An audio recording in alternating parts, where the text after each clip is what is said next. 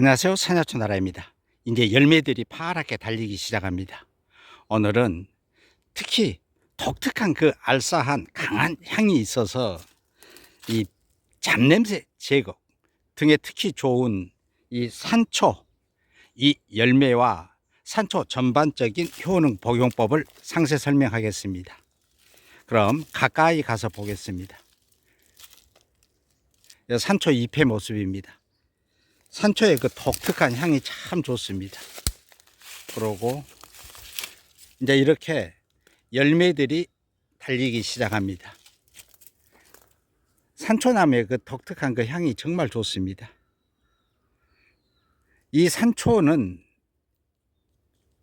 이 가시를 보면은 이쪽에 가시가 나 있고 이쪽에 가시가 나 있고 서로 엇갈려서 이렇게 가시가 나 있죠. 이게 산초. 또 비슷한 초피는 서로 나란히 마주납니다. 그걸로 쉽게 구별합니다. 또 뭐 꽃이 피는 자리 등 여러 가지가 있는데 이 가시 방향만 가지고도 확실하니 구별이 됩니다. 또한 이 산초는 이 부드러울 때 어린 잎하고 이 열매가 익기 전에 푸른 상태에 그럴 때 이걸 채취를 해서 장아찌 담아 먹으면 그 독특한 향, 그 씹으면 톡 튕기는 그 향 정말 좋습니다. 해서 간장 장아찌 담아 먹습니다. 주로 이제 아시는 것은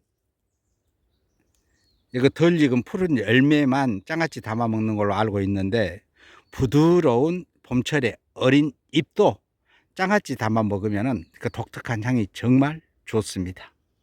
또한 전초는 약재로 사용을 합니다.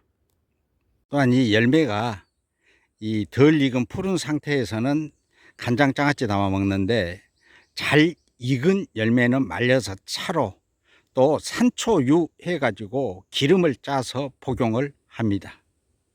또한 이 열매 같은 경우를 차로 해서 복용할 때는 채채 말린 것 2 내지 5g을 달여서 복용합니다. 위장 건강에 특히 좋고 기관지 건강에도 좋은 산초입니다. 또한 치통, 관절통, 신경통 등의 이 통증 완화의 효능이 있습니다. 또한 냉증 완화와 이 피부 질환에도 좋은 효능이 있고 이뇨작용과 면역력에도 좋은 효능이 있는 바로 산초 열매입니다.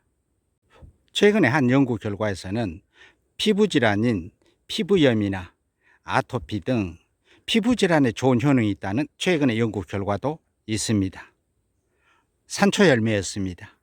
그럼 산야초 나라는 다음 영상으로 또 찾아뵙겠습니다.